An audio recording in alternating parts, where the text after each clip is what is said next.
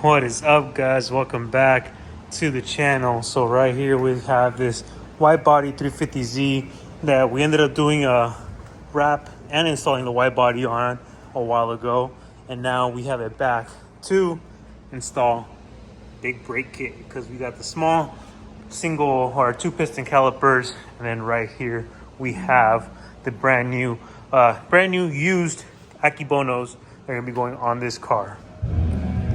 All right, so I'm gonna go ahead and get started on one side, knock that out of the way, and then I'll give you guys a step-by-step process of how to go about it on installing this Akebono brakes on a 350Z. So you are gonna need the adapter brackets for the fronts, which are I think back here. Show you guys that real quick.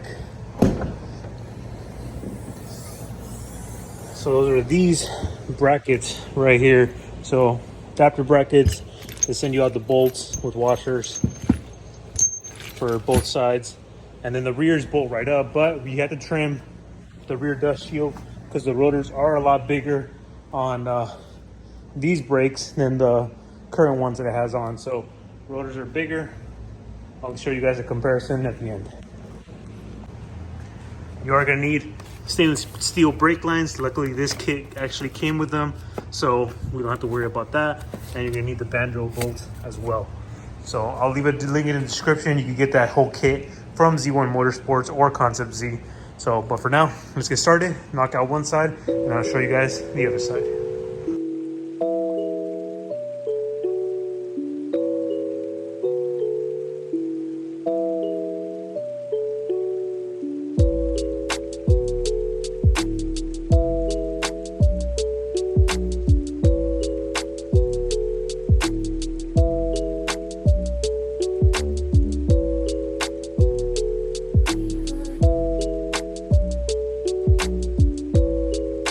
So we just finished up the other side. I'm about to get started over here, give you guys a step-by-step process. So here we have it. Akebono rotors, new braided lines are on. Same with the rear. New braided line is on. So we're gonna end up bleeding all of these at the end, but for now, let's get started on the driver's side. Show you guys a step-by-step process on how to go about it. All right, so we're gonna get started on removing this. So you're gonna have to remove this bolt down here. It's 22 millimeter. All right, come on, get in there. There we go. We got this one, and then we got this one on top as well. So you need to remove these two, and the whole caliper is gonna come right out.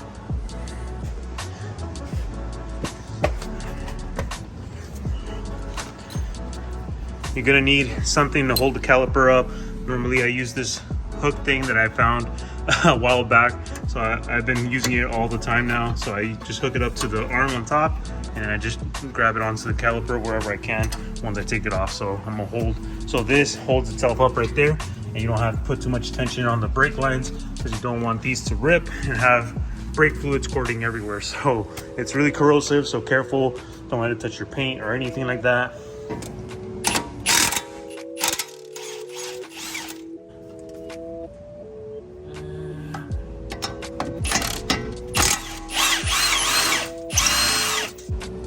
So there you have it, hanging itself up, no tension on the line. So we're just gonna leave this right here for now. Pop this sucker out. This one, like the other side, was rusted on right here. So I'm just gonna bang this out real quick. And finally got its brake loose because this thing was super rusted on. So yeah, when your hub is looking like that, definitely use a little wire brush or something to clean all this rust off. You don't want this on there for too long, because as you guys saw, I had to use this to the rotor out forcefully, because otherwise, you know, this one, the studs have grease, so these aren't rusting at all, thankfully. So I'm gonna sand this down a little bit with the wire brush, and then probably use some of this grease, lubricate that little hub. So here in the front, you are gonna need to either cut this part out or do what I'm about to do and just hammer it and bend this thing back flat up against here. You'll have no issues with it But if you want to cut it, you could cut it just straight out right here, because the bracket goes, it's got the little indent right here like this, and then the caliper is supposed to go in between the space, so this gets in the way. So what I'm gonna do is just hammer it flat up against here, and then you'll have enough clearance for the caliper to bolt right up. It's flat up against right here. So the next thing we need to do is put on the bracket itself and use the existing washers from the caliper, and they're gonna go onto your new bolts. These are the Z1 Motorsports brackets, adapter brackets for the Akebonos, for the 350Z and G35. And they come with this bolt, specific bolt, 11 millimeter. Most socket sets don't come with this. This I ended up going to Home Depot for mine and got it from a set.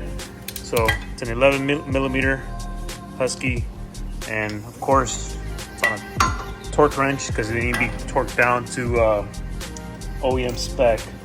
So put the washer on, bolt this through, just feed it through, make sure it grabs on, bracket on.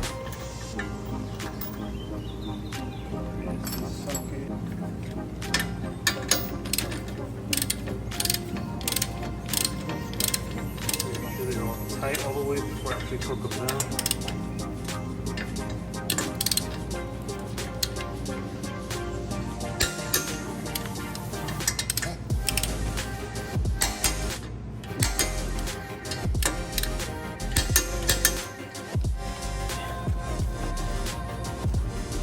The new rotor, the new used rotor on. I'm gonna put 2 lug nuts to hold this in place. Caliper pads are already in it, and then same with the braided hose is bolted on with the banjo bolt, copper washers, and back. You can see right here, nipples need to be pointing upward. Let's get the air bubbles out. So we're gonna put this back on. We're gonna put this onto the rotor, make sure it slides through, and then your kit should come with lock washer and a regular washer. Lock washer on. You're gonna need both of these, otherwise the bolt's gonna be too long and it could hit the back of the rotor. It bolts on through the back like that. So get this on, put the bolt through it. Once you feel it start threading, make sure both of them are on before you torque it down. Got the caliper on, make sure you put it to the back, move it around a couple times till you feel it lock on. And like I said, you're gonna need the lock washer and the regular washer on, otherwise the bolt's gonna be too long and it could touch the rotor. The line, try to loosening up this bolt to 10 millimeter. Just break it loose a little bit. There we go. That's all you need to do. Otherwise, if you remove this bracket and then you're trying to loosen it up, it's moving around everywhere. So it's better to loosen it up while it's in place. And then you're gonna have to remove this bracket. All right, so you're also gonna have to remove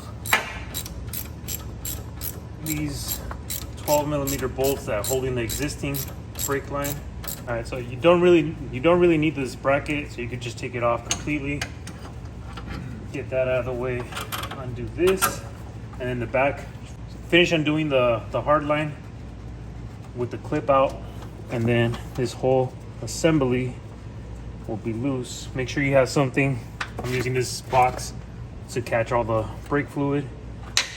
Again, it's corrosive, so you don't want it getting everywhere. All right, so I got this off. Get the caliper out of here. Brake fluid is starting to fall. We're gonna run the new line over here. It has a little bracket, mounting bracket right here. I'm gonna put that right there. I'm gonna feed this part in here.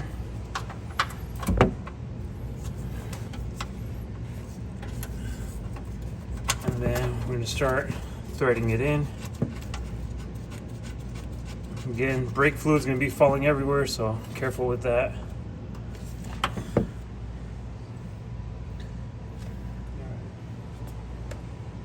And then we're gonna tighten it up 10 millimeter, just so the brake fluid stops coming out. Alright, so I need to put the clip on now to hold it in place, because now it's just starting to move all over the place. But other than that, we're gonna tighten this, put the bolt back on, the nut back on here. Other than that, thing is basically ready to go for the front.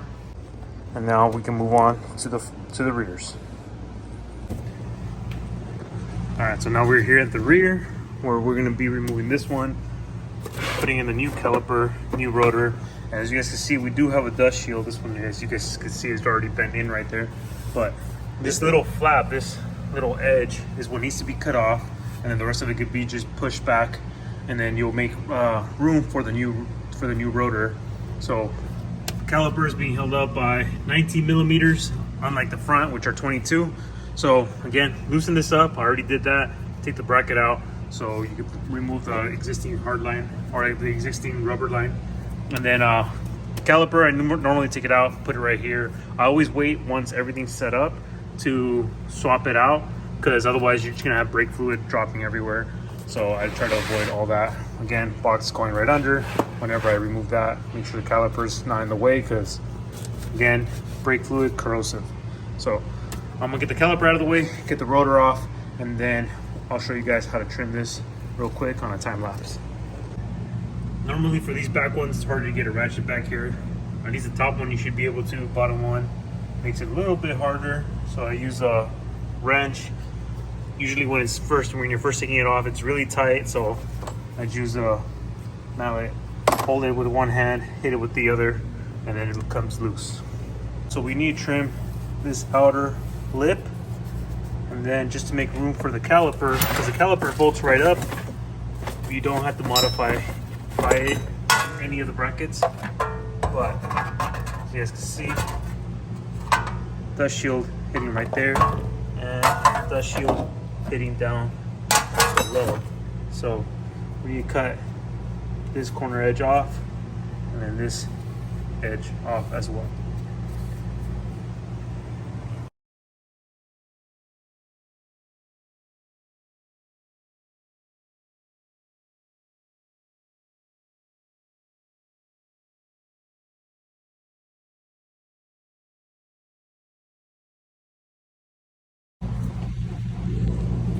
All right, now that we got everything cut out, just make sure, just tap the edges, just to push the dust shield back so it doesn't get in the way of rubbing against the rotor.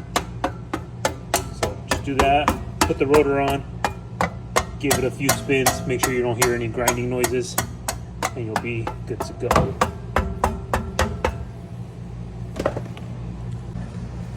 All right, we got the caliper back on. We use the existing bolts, the bolts that just came off. Yeah.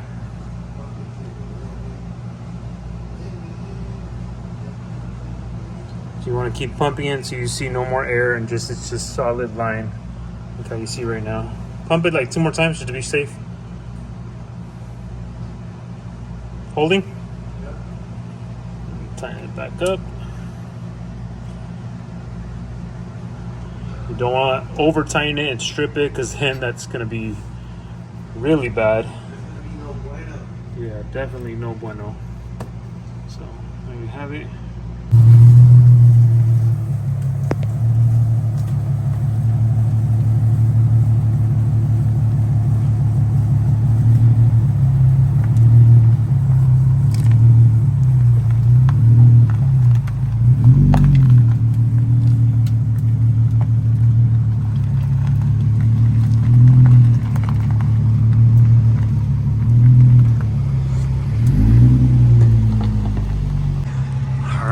So we got the brakes on. Look at that, fills in the wheel gap or the interface a lot better. All right, so we're gonna go out for a quick test drive, make sure everything is working the way it's supposed to, and hopefully we don't lose any brake pressure, because then that could be really bad. So quick test drive, let's go.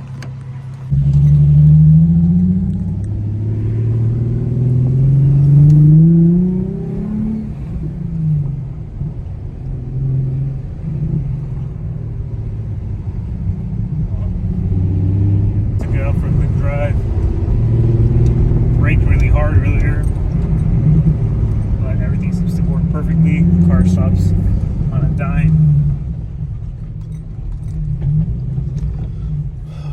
I'm chilling. All right, so there we have it. Car is done. 100%. Look at that. Like I said, it fills in the face, the back of the face, pretty damn good. Rear, pretty good as well. Better than what the original ones were. Look at that. Car's a little dirty. He brought it over when it was raining yesterday, so pretty dusty. But other than that, car is good to go. 100%. Look at that.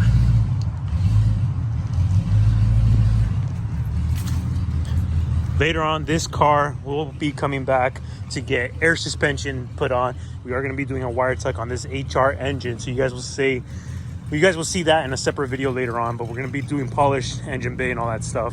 But for now, this is going to be it.